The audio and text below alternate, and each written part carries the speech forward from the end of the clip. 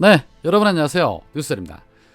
윤석열 배우자 김건희의 정식 호칭 뭐라고 불러야 할까요? 제2부속실이 폐지가 되고 영부인 역할을 하지 않겠다는 당사자들의 입장이 있었기 때문에 영부인 호칭은 애초에 부르지 않는 것이 맞는 것이죠. 그런데 웃지 못할 일이 벌어졌습니다.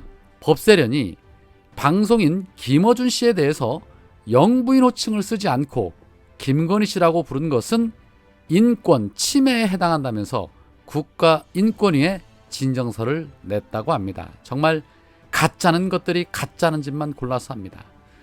법세련은 기자회견에서 공정성 확립, 서울시민 청취권 보호, 인권 보호 등을 위해 공영방송 TBS 진행자가 대통령 배우자 호칭을 여사라고 할 것을 권고해달라며 인권위에 진정서를 제출을 했고, 방송의 공정성과 정치 중립성이 요구되는 공영방송 TBS 진행자가 자신의 정치 성향에 따라 현직 대통령 배우자 호칭을 여사가 아닌 씨라고 하는 것은 인격권 침해다라고 입을 털었습니다.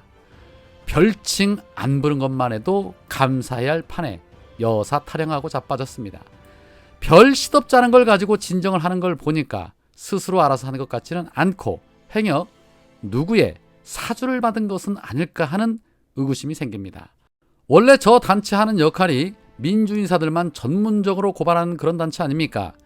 아참, 법세련의 김종배 이번에 서울시 의원이 되었습니다. 고발만 전문으로 해도 한 자리씩 얻는 이 윤석열 정부, 김건희가 그런 말 했었죠. 보수가 챙겨주는 건 확신하잖아 라고 말입니다. 그래서일까요?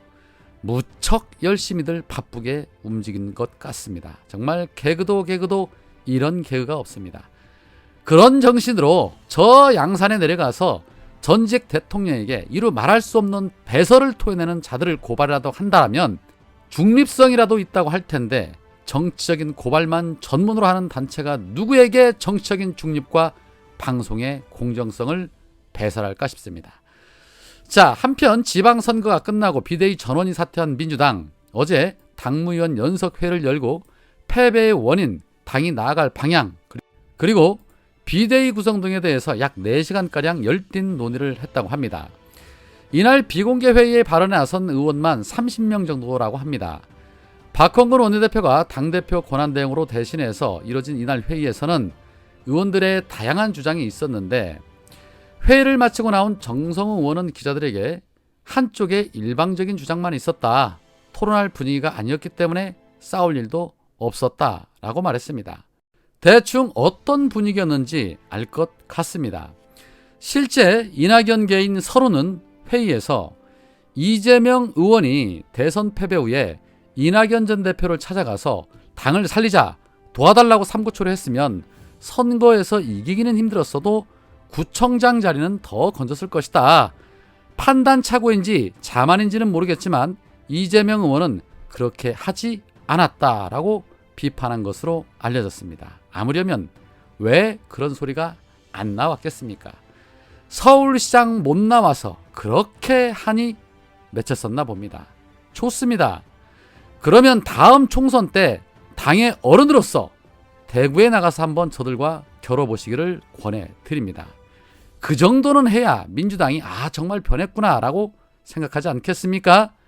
다음 총선에 대구 어느 구를 막론하고 이낙연의 자리는 따놓은 당상으로 해주면 될 듯합니다. 그러면 되겠죠. 대구는 연고도 아니고 안 된다라고 싶으면 강남이나 서초에 공천을 해주면 되겠습니다. 그리고 이제 좀 입 좀 닫고 사시면 되겠습니다. 자, 한편 혁신형 비대위원장으로는 이광재 전 의원, 그리고 오선 중진 의원인 이상민 의원, 그리고 당의 원로라고 불리는 유인태 전 사무총장 등이 거론되고 있다는 충격적인 소식도 있었습니다. 혁신형 비대위원장의 수박들만 대거 거론이 되고 있습니다. 민주당을 아주 말아먹을 작정들을 하고 있는 듯합니다. 한 중진은 언론과의 인터뷰에서 이번 비대위는 8월 전대 준비와 동시에 선거 결과 평가, 쇄신안 마련까지 해야 하기 때문에 당을 잘 알고 위기를 극복할 수 있는 중심 잡힌 중진 의원이 해야 한다는 의견이 가장 많았다라고 전했습니다.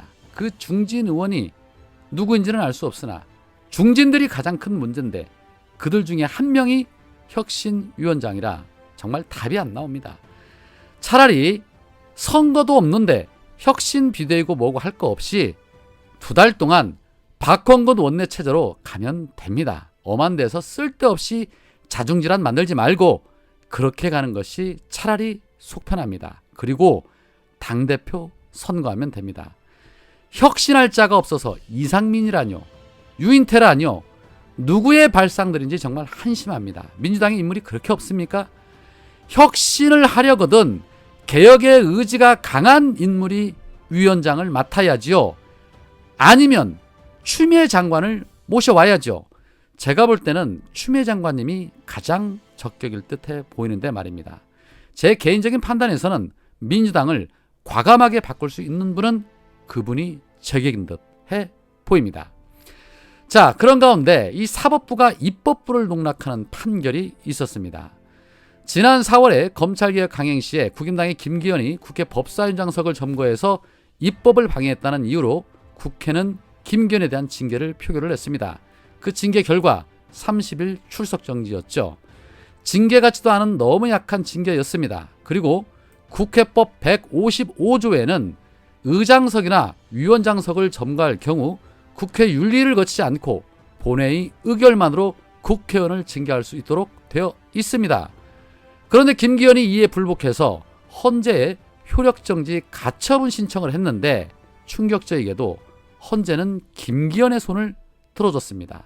헌재는 국회의원은 국민에 의해 직접 선출되는 국민의 대표로서 여러 헌법상, 법률상의 권한을 부여받고 있지만 그 중에서도 가장 중요하고 본질적인 것은 입법에 대한 권한이고 이 권한에는 법률안 심의와 표결권이 포함되어 있다. 법률안 심의 표결권은 본회의에서뿐만 아니라 소관 상임위에서도 보장이 돼야 한다라고 그 이유를 밝혔습니다. 국회법이 졸지에 개나 물어가는 법이 돼버렸습니다. 자, 보십시오. 저들은 사법부와 행정부를 장악했습니다. 어떻게든 무슨 수를 써서라도 자신들의 이해관계의 수가 틀리면 자기네들 이해관계에 맞는 판결을 내립니다. 국회가 다수결의 원칙에 따라 국회법에 따라 표결한 것조차도 사법부가 흔든다면 이건 민주주의의 근간이 흔들리는 것입니다. 입법부가 존재할 이유가 없는 것이죠. 모든 입법안에 대해서 사법부로 가서 소를 제기하고 사법부가 위헌을 내린다라면 국회가 있을 이유가 없는 것입니다. 민주당 할 일 너무 많습니다.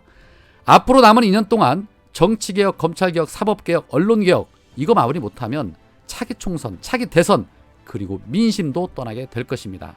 더 이상 물러날 곳이 없습니다. 죽기를 각오하고 개혁을 해야만이 민주당과 우리 국민들이 살 수 있습니다. 자, 한편 윤석열이 용산으로 집무실로 옮기면서 새로운 명칭 5개 후보작을 공개를 했는데 후보작들의 이름이 이렇습니다. 국민의 집, 국민청사, 민음청사, 바른누리, 이태원로 22입니다. 하나같이 참 새누리당스럽고 한편으로는 어디 철학관 이름 같기도 하고 교도소 별칭 같기도 하고 뭐 그래 보입니다. 제 눈에만 그래 보일까요?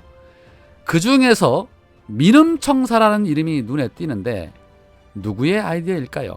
왠지 법사님이 지어준 그런 이름 같다는 생각이 듭니다. 저만 그럴까요? 뭐를 해도 저들의 냄새가 지워지지 않는 그러한 이름들이 아닌가 하는 생각이 듭니다. 오늘은 여기까지입니다. 고맙습니다.